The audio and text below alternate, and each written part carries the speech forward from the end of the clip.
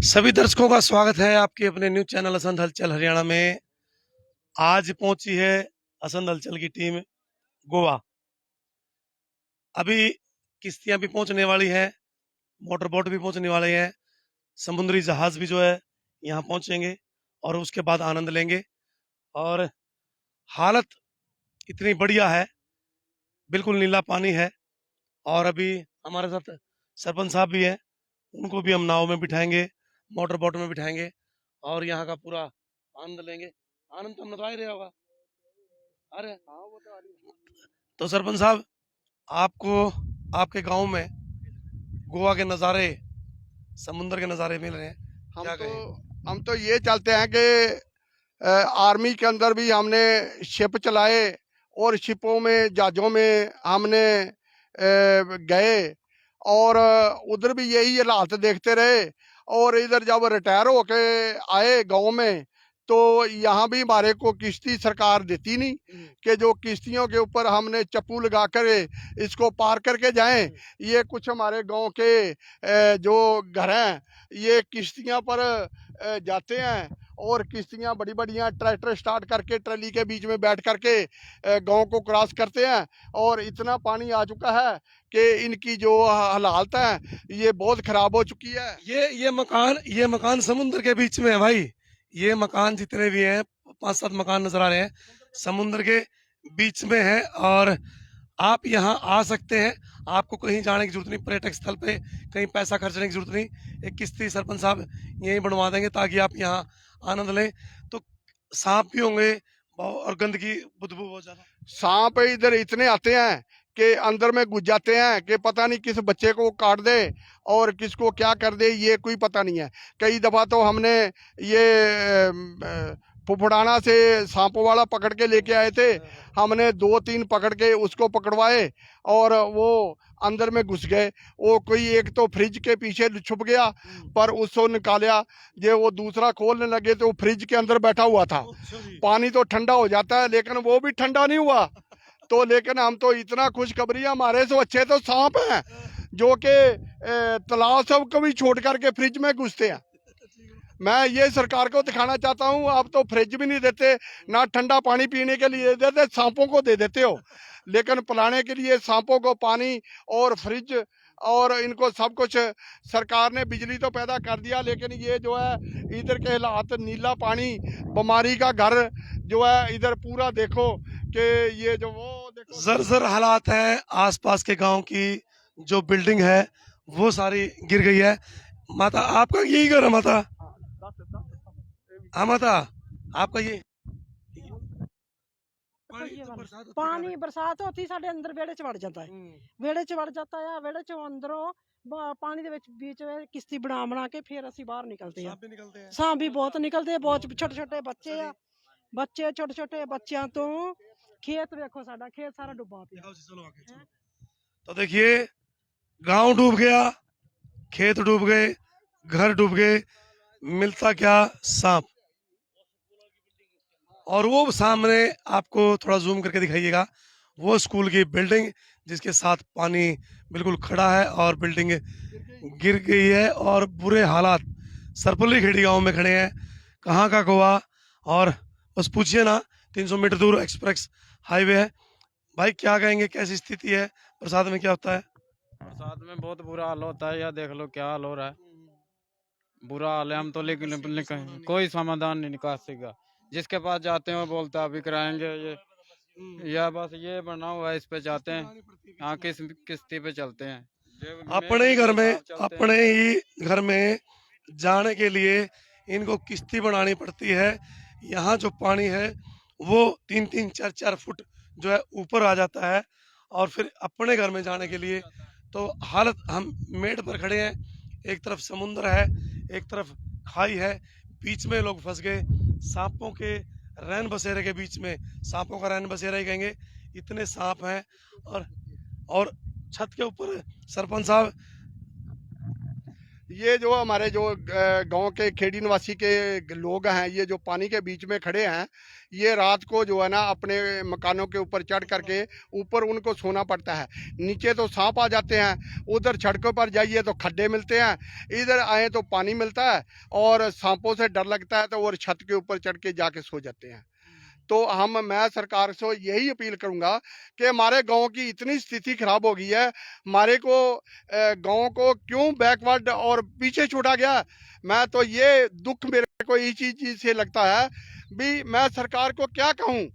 जो सरकार आई है बीजेपी, हमने सोचा था कि BJP winner, BJP winner, BJP जिंदाबाद, बीजेपी को जिताओ, बीजेपी को बनाओ। तो हमारे जो गांव के जो हालात हैं, जो विकास है, ये क्यों नहीं है। और मैं ये सरकार खट्टर साहब से पूछना चाहता हूं कि इस गांव की क्यों नहीं सुनाई गई। ये कुछ दिया है तो आप बताओ कि उसके ऊपर एक्शन लो। हमारे गांव की जितनी पंचायती जमीन थी, ये कोई पता नहीं है कि वो कहाँ गई। 1962 की लड़ाई में 8 शहीद हुए थे, 90% फौजियों का गांव है और आज हालत जर्जर है। कोई सुनने वाला नहीं, कोई सुनाने वाला नहीं। अब सरपंच साहब के अंदर एक जज्बा है कि 23 साल फौज की नौकरी की है, अब गांव की करें, गांव के सेवक के तौर पर करें। एक फौजी समझ सकता है, अपने लोगों के दुखों को समझ सकता है। इस निकासी को किस प्रकार से वो यहाँ से पानी निकाल लेंगे। मैं फिर बताना चाहूँगा, 300-400 मीटर की दूरी पर एक्सप्रेस हाईवे है और यहाँ हालात बिल्कुल नरक से भी बदतर। ए सबका साथ, सबका विकास, सारे नारे फैल और कोई निकासी नहीं है। गांव की बिल्डिंग जो बनाते हैं, गांव का खेड़ा का है शायद, और देखिए गंदगी के वो ढेर, हाँ, पानी के बीच में है, देखिए बिल्कुल पानी के बीच में, और वो गंदगी के हालात, और इन लोगों को रहना पड़ता है सांपों के बीच में। क्या प्राथमिकता होगी यदि गांव के लोग आपको मौका देते हैं तो? मेरे को मौका देते हैं तो मेरे को इन चीज़ों को देखते हुए मेरी दिल के अंदर वो इतनी बड़ी भावना होती है कि जब मैं सन 71 की लड़ाई लड़ी थी, तो मैं अपना शम जोड़ियाँ और बॉर्डर पे तैनात था, और कैसे गोली बरसती थी, ठक ठी, और मैं अपनी गर्दन उठा के देखता था, पता नहीं कब हमारे आगे बम गिरता था या पीछे गिरता था। हमने यही मैं चाहता हूँ कि मेरे को इस बम गिरने से, जहाँ इस पानी से कोई मतलब के नहीं है, कि मेरे गांव का जो है बम इतना गिरे कि जो कि ये विकास पूरा हो चुके। चलो जी, एक दर्द है सरपंच साहब के मन में कि भाई देश की सेवा करी, उम्मीद थी कि जब यहाँ आएंगे तो हरियाली होगी, शिक्षा होगी, स्वास्थ्य होगा, सब कुछ होगा, लेकिन वो चीज़ें तो बहुत दूर की बात है। और ये पगडंडी इस तरफ जो है रिहाइश, और यहाँ बिल्कुल मेड़ है कच्ची, उसके ऊपर से लोगों को आना पड़ता है, इन घर वालों को रहना पड़ता है सांपों के बीच में। सरपंच साहब के मन में है, एक दर्द है कि वो लगातार गांव की सेवा करेंगे, लेकिन दोस्तों फिर भी हम ये कहेंगे कि एक ऐसे व्यक्ति को चुने जिस प्रकार से सरपंच साहब है, देश की सेवा की है, आज गांव की सेवा करनी है, मन में है स्वास्थ्य सेवाएं, शिक्षा, और ये जोड़, इतने बड़े बड़े जोड़ इनके, तो क्या क्या उम्मीद है सरपंच साहब से? यदि उम्मीद तो पूरी है सबको हमारे पास, इसकी निकासी नहीं हुई, सबकी हो चुकी है। ये इनको मौका मिलता तो मौका मिलेगा, हाँ हम करेंगे ये, इसलिए तो आंखें आंखें आपकी तरफ है, फौजी हैं, 23 साल नौकरी करी है, 1990 में आप आए, आपके मन में दर्द था, वो आपने दिखाया है, तो अंदर से क्या उफान है? मेरे को तो तूफान यही उठ रहा है कि मैं सीएम खट्टर साहब से मैं यही प्रार्थना कर सकता हूँ कि जो कि इधर के हालात हैं, इनको मेरी रिक्वेस्ट है पूरे फौजियों की तरफ से, जो 90% फौजी हैं और जो विधवा भी हैं, उनकी तरफ से भी हाथ जोड़ के प्रार्थना है कि हमारे गांव का जो है विकास करवाएं, और आपको हम अच्छी मोहब्बत से हम फिर आगे लेके आए। भाई पहले तो सरपंच साहब को जितवाना है, और फिर जो है सरपंच साहब के मन में है ये है भाई आने जाने का रास्ता और हालात 72 से भी 72। और ये वो लोग जो रहते हैं सांपों के बीच में। गांव पानी के अंदर डूबा पड़ा है, पूरा गांव पानी में है, सड़क पानी में है, शिक्षा चिकित्सा सब पानी में है। पूरे गांव की स्थिति डामाडोल है, कोई सुनने वाला नहीं, कहने वाला नहीं।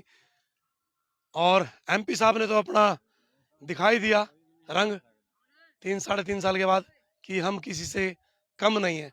तो दोस्तों बने रहिएगा, जुड़े रहिएगा, सरपंच साहब का साथ दिए और विजयी बनाते हैं, उसके बाद भी आएंगे किस प्रकार से आप लोग काम करेंगे। बिल्कुल, मैं तो इनकी यही चाहता हूँ। मैं सरपंच बनने के तहे दिल से मैं गांव से आगे जो है खेड़ी शरफली से मैं प्रार्थना करूंगा कि आप अगर मेरे को ये बनाते हैं तो मैं ये विकास गांव का पूरा अच्छी तरह से, खेल कूद का, पानी का और जो टैंकी का, और मैं अच्छी तरह से मैं इनकी देखभाल करूंगा।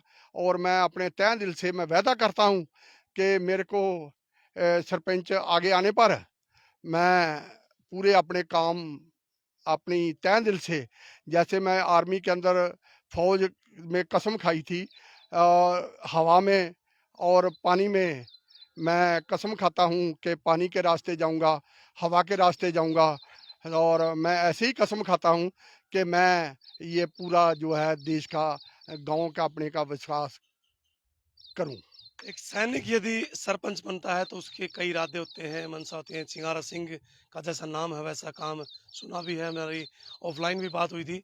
कुछ अलग करना चाहते हैं इस गांव के लिए, तो आपका दायित्व बनता है कि उनका पूरा साथ दें और तन मन धन से उनके साथ जुटें। तो बने रहिएगा आसन हलचल हरियाणा के साथ। फिर मिलेंगे एक छोटे से ब्रेक के बाद।